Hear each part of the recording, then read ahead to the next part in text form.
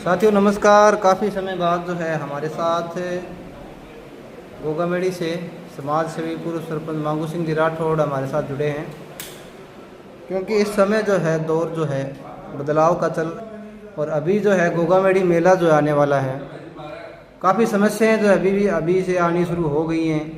और अभी आगामी मेले के लिए क्या विशेष रूप से क्या सुविधाएं अब की बार देने के प्रयास करेगा विभाग? नमस्कार जी, जय गोगा जी। अब की बार मेले के दौरान गत वर्ष जो मेला लगा था उस वक्त रिडको रोड,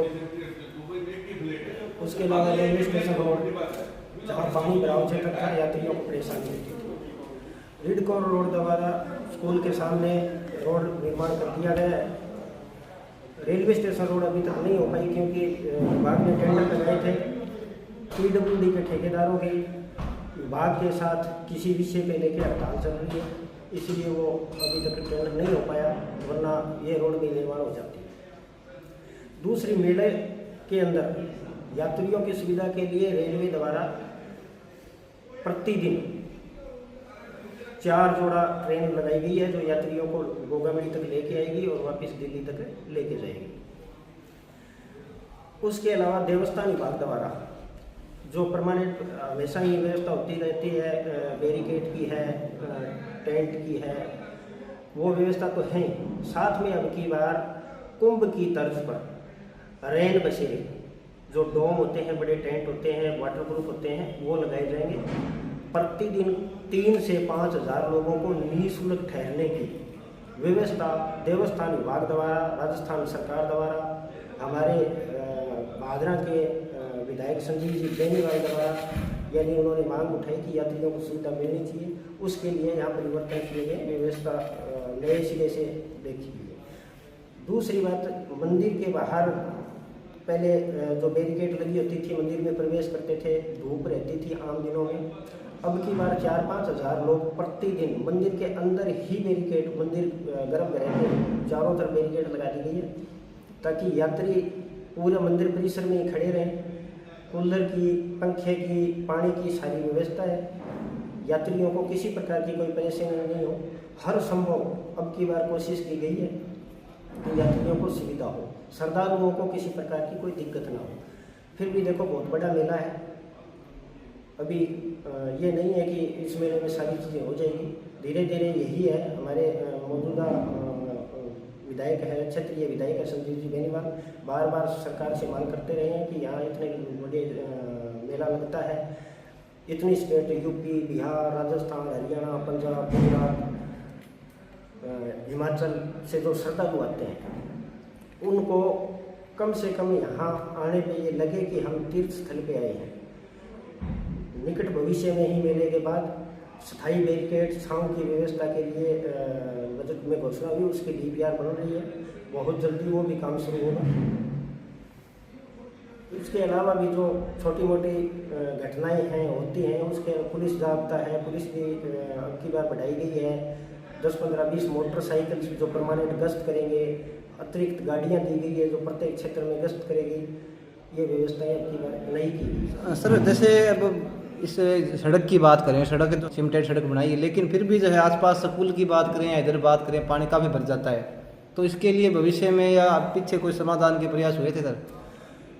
अब भी जो रिडको रोड है या स्कूल गांव के आबादी में जो पानी आता है, वो पानी गोगा जी मंदिर के सामने से जो बैरिकेड लगती है, उस क्षेत्र का पानी, गौशाला का पानी, वो पानी गांव में आता है।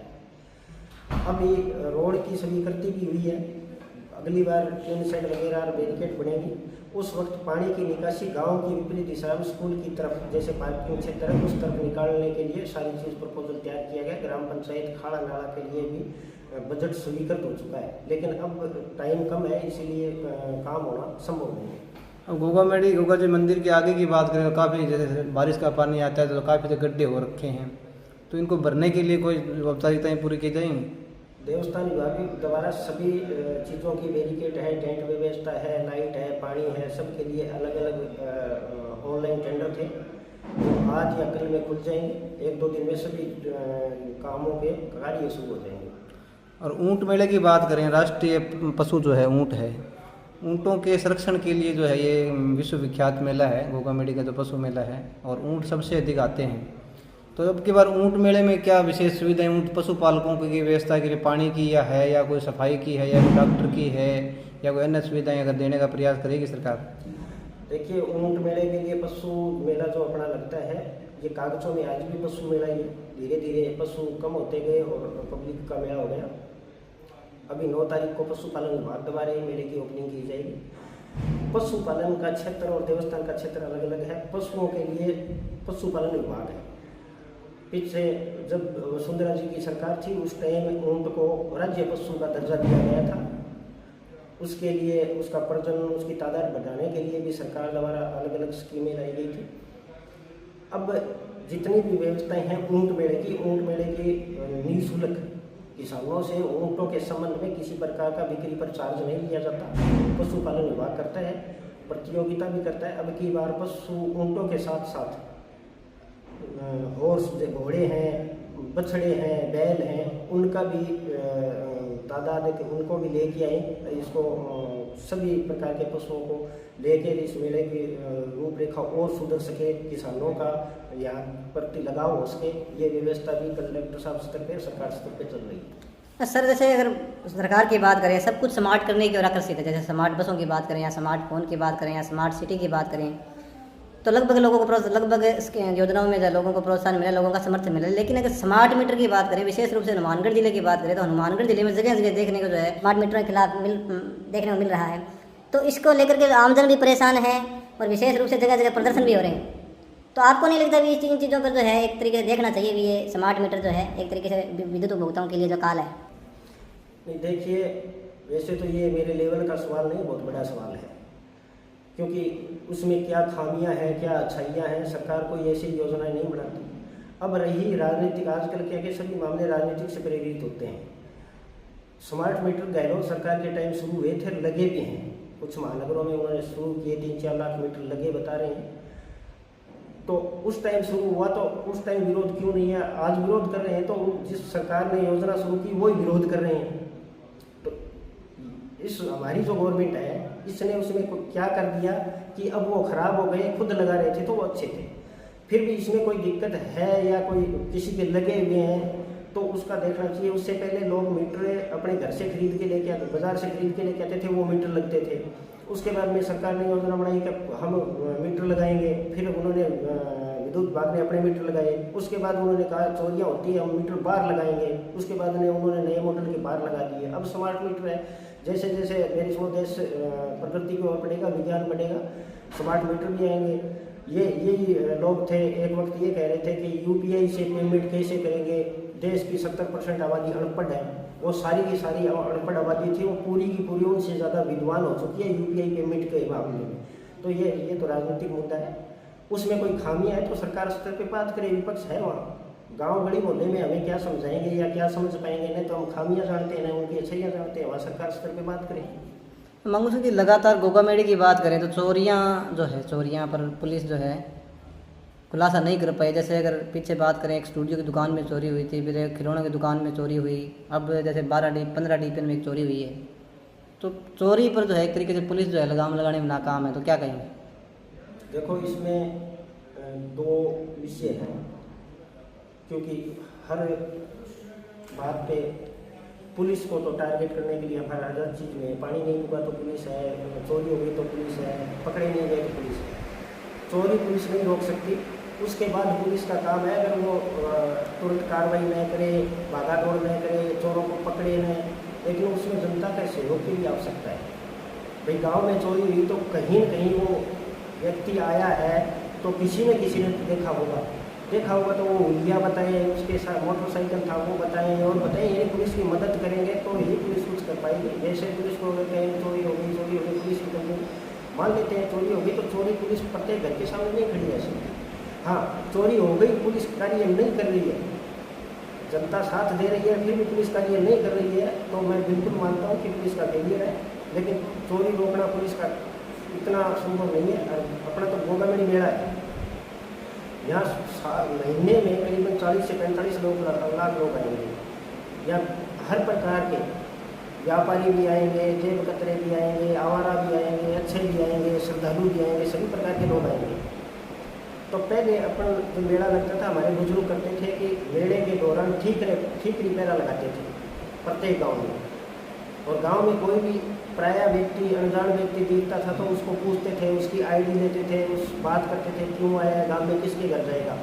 लेकिन आज के दिन वो व्यवस्था बंद हो गई, किसी को फुर्सत नहीं है, सिर्फ सोशल मीडिया के अलावा कोई कुछ नहीं करना चाहता। आज गाँव में गोगामेड़ी में है, गोगामेड़ी में चलो मानते हैं चोरी होती है, स्थिति ये है, वो किसी को नहीं पूछ सकते, क्योंकि यहाँ कोई आएगा वो कहेगा मैं श्रद्धालु हूँ, चोर भी कहेगा मैं श्रद्धालु हूँ।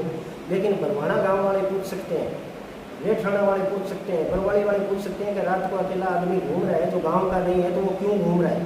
और ये व्यवस्था मेले के दौरान हमें वापस शुरू करनी पड़ेगी, ठीक पहरा लगाना पड़ेगा, ताकि गाँव में अपने हिसाब से ये सुरक्षा कर सके। सर, गोगामेड़ी मेले की तैयारी को लेकर तो पहली बैठक हुई थी, उसमें आप भी थे, आपने एक अपना सवाल भी उठाया था और बात भी आपने एक रखी थी। एक तो अश्लील नृत्यों पर प्रतिबंध की बात आपने रखी थी, एक दूसरा जो पार्किंग की अगर बात करें तो वो गोरटिला की पार्किंग हो चाहे वो गोगा जी की पार्किंग हो, पार्किंग सीमा क्षेत्र के अंदर करनी चाहिए। बिल्कुल मैंने आवाज़ भी उठाई थी, मैं आज भी उसी चीज़ में हूँ। पार्किंग है, पार्किंग क्षेत्र में पार्किंग करें, वहाँ जो सरकार द्वारा या गोरटिला ट्रस्ट द्वारा निर्धारित रेट है वो ले, हमें कोई आपत्ति नहीं है। लेकिन जैसे मेठाणा से कोई आ रहा है उससे पार्किंग ले ली, या मैं जा रहा हूँ तो मुझसे पार्किंग ले ली, वो यहाँ के लोकल लोगों को रखें, लोकल लोगों से बात करें।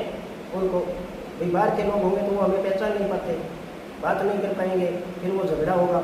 इसलिए लोकल लोगों को यहाँ रखें और अपने स्थान पे लें, ताकि मैं आया तो जैसे कोई गांव का ही खड़ा है या आसपास का नवा भागड़ा बरवाड़ा का खड़ा है तो वो मुझे पहचान जाएगा, जाने देगा। दूसरी बात, असली नृत्य, पिछली बार भी ये मामला खूब गरमाया था एक मर्डर वाला, उस दौरान ग्रामीणों ने धरना दिया, प्रदर्शन किया था कि वो उस वजह से हुआ। और मैं आज भी उस मामले में हूँ कि इस प्रकार के नृत्य जो सारी रात चलते रहते हैं वो नहीं होने चाहिए। इनका भी एक टाइम होना चाहिए निर्धारित कि इतना बजे तक इतना बजे चलेगा, लेकिन असली नृत्य या श्रद्धालु आते हैं दर्शन करने के लिए, उस प्रकार का अभद्र नृत्य यहाँ नहीं होना चाहिए। हाँ, गोगामेड़ी आने वाले श्रद्धालुओं के लिए क्या संदेश है? मेरा यहाँ के सभी दुकानदार व्यापारी भाइयों से, श्रद्धालुओं से सबसे निवेदन है कि ये हमारी गोगामेड़ी है, श्रद्धालु भी यहाँ आएँ तो स्वच्छता की तरफ ध्यान दें, प्लास्टिक का कम से कम उपयोग करें। जितने भी भंडारे करने वाले जो निःशुल्क सेवा करते हैं उनसे भी मेरी अपील है कि वो बर्तन में, चाहे मिट्टी का बर्तन हो या थाली हो, उनमें ही भोजन परोसे, चाहे परोसे, डिस्पोजल का कम से कम उपयोग करें, ताकि गोगामेड़ी को स्वच्छ रखा जाए, क्योंकि ये बहुत बड़ा क्षेत्र है। मेले के बाद यहाँ इतनी बड़ी भीड़ है तो हजारों व्यापारी रेवड़ लेके आते हैं, पशु लेके आते हैं, हमारी गौ माताएँ हैं, तो वो प्लास्टिक खाने से उनकी मृत्यु होती है। इसलिए प्लास्टिक का कम से कम उपयोग करें, जिसमें व्यापारी भाई भी सहयोग करें और सरकार को भी सहयोग करें। यही मेरी सबसे कामना है। ठीक है, बहुत बहुत धन्यवाद सर, थैंक यू, शुक्रिया।